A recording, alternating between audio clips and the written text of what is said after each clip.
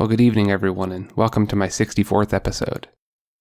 In the previous episode, we finished our study of Isaiah chapter 14. Tonight, I want to take a look at the next section in the book of Isaiah. Chapters 15 and 16 are a message from Moab. Moab was a nation east of the Dead Sea, so this would be southeast of Judah. The Moabites were descendants of Lot through his incestuous relationship with his older daughter. You can find that story in Genesis chapter 19. Moab had a long history of enmity with Israel. The Moabites oppressed Israel and invaded their land. They fought against both Israelite kings Saul and David. But now it was time for Moab to receive judgment for their wickedness and their harsh treatment of Israel. Isaiah describes this judgment as impacting all of Moab's major cities and greatly reducing its standing on the world stage. We don't know the precise years that this event took place, but we do know that both Assyrian kings Sargon II and Sennacherib claimed victory over Moab. Let's begin by reading the first 4 verses. This message came to me concerning Moab. In one night the town of Ar will be leveled, and the city of Kir will be destroyed. Your people will go to their temple in Dibon to mourn. They will go to their sacred shrines to weep. They will wail for the fate of Nebo and Medeba, shaving their heads in sorrow and cutting off their beards. They will wear burlap as they wander the streets. From every home and public square will come the sound of wailing. The people of Heshbon and Elealeh will cry out. Their voices will be heard as far away as Jahaz. The bravest warriors of Moab will cry out in utter terror. They will be helpless with fear. So, we open this chapter with a swift and fierce attack on Moab. This attack is described in greater detail in Ezekiel chapter 25. Listen to this. This is what the sovereign Lord says. Because the people of Moab have said that Judah is just like all the other nations, I will open up their eastern flank and wipe out their glorious frontier towns, Beth Jeshemoth, Baal Meon, and Kiriathaim. And I will hand Moab over to nomads from the eastern deserts, just as I handed over Ammon. Yes, the Ammonites will no longer be counted among the nations. In the same way, I will bring my judgment down on the Moabites, and they will know that I am the Lord. In verse 2, we see the Moabites wailing over the fate of the cities Nebo and Medeba. Jeremiah talks about the fall of Nebo when he says, "What sorrow awaits the city of Nebo? It will soon lie in ruins. The city of Kiriathaim will be humiliated and captured. The fortress will be humiliated and broken down." I want you to notice Jeremiah's repeated use of the term humiliated here. The major reason why any nation or individual departs from obedience to God is pride. Normally, the society or the person encounters quite a bit of success, and then they begin to think that they can just do things their own way. They begin to trust themselves with the immense responsibility of authoring their own set of moral principles and guiding themselves rather than following God. Then, when everything comes crashing down, they return back to a state of humility. We see this happen in Moab in verses 2 and 3, where it says they will shave their heads, cut off their beards, and wear burlap as they wander the streets. These were common signs of mourning and loss in the ancient Middle East. The men of that era felt very humiliated when their hair was cut and their beards were removed. Notice how it says the bravest warriors of Moab will cry out in utter terror and become helpless with fear. Acquiring dominance by way of aggression is not a reliable form of leadership for males or for anyone else. It doesn't even work in chimpanzee troops or wolf packs. If you have a chimpanzee who ascends the dominance hierarchy by way of oppressive tyranny, he will only stay in power until 2 other males that are 2/3 his size and strength ambush him and tear him to pieces.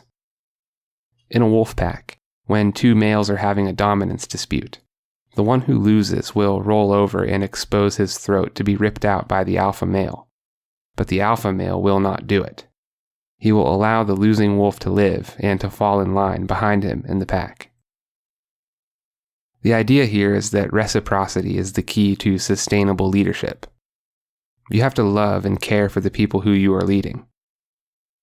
If individuals or tribes create a hierarchical system that functions primarily on aggression, they will be defeated by foreign groups who have figured out this more sustainable mode of leadership.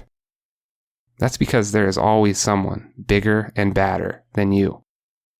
There is always someone more barbaric than you. The goal in life is not to win the game at all costs. It's to be the one who is invited back to play the most amount of games. Okay, let's move on to verses 5 through 9. My heart weeps for Moab.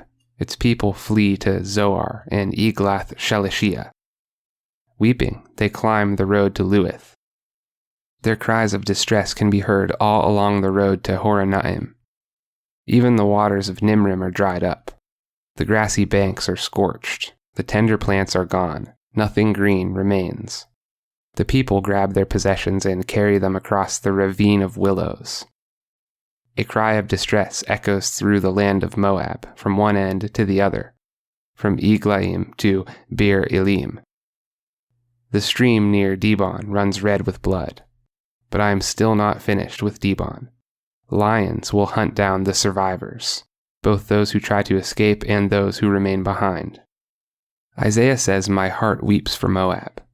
Remember, this is God speaking through Isaiah, so even in the midst of Moab's judgment, God's heart weeps for them.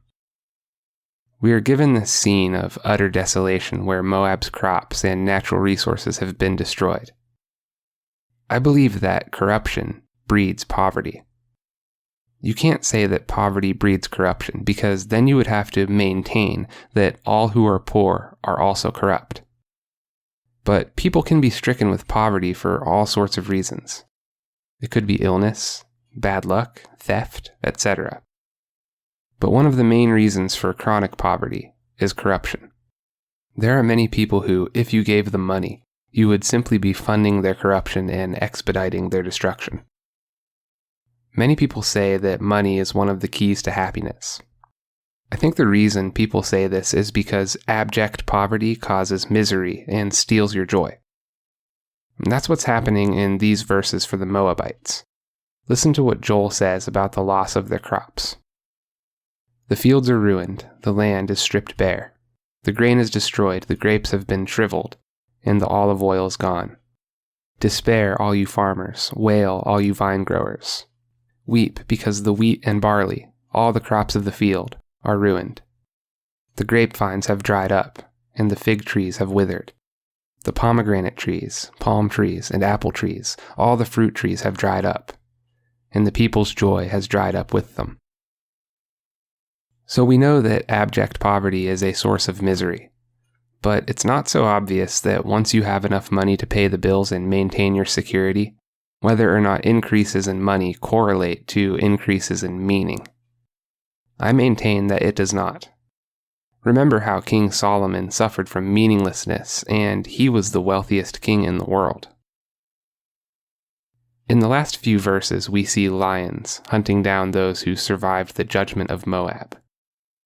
These parts of the world were very dangerous outdoors. In the ancient Middle East, rejecting a visitor who needed a place to stay was a great taboo, because it often meant causing them to be torn apart by wild animals. In 2 Kings, we see God use the wild to reprimand settlers who failed to follow in his ways upon their arrival. It says the Lord sent lions among them which killed some of them. Jeremiah says that the Israelites are like sheep that have been scattered by lions. First, the king of Assyria ate them up. Then King Nebuchadnezzar of Babylon cracked their bones. It's interesting because Christ himself is referred to as the Lion of Judah. Jesus is humble and gentle, but he is also the Good Shepherd. Ancient shepherds were tough warriors. Often, these shepherds had to defend a flock of sheep against wild animals all alone, wielding only hand weapons and slings. Some modern conceptions of Jesus picture him as a weak and frail man who is not very imposing. It's true that Christ is gentle and patient, but it's also true that he is the Lion of Judah and that he will crush evil in the final analysis. We should remember that real love always involves justice and discipline. The Moabites did not fear God and did not keep his commands. We should learn from their mistake and realize that God's commands are for our own good. God's power and status as Lord does not depend on whether or not human beings choose to follow him. There is a way to navigate life that minimizes our chance of falling into a pit of misery. And that mode of being is best elucidated in the biblical narrative, particularly the life and love acted out by Jesus himself. God has made arrangements so that through Christ, we may have our salvation. If you find this content valuable, feel free to share it and to use it in your own studies. If you'd like to support this podcast, you can do so at www.patreon.com/Michael H. Bond. There is a link in the description. Your generosity goes a long way to promoting the growth of this enterprise and the cause of free speech. Thank you all for joining me this evening, and I will see you in the next episode.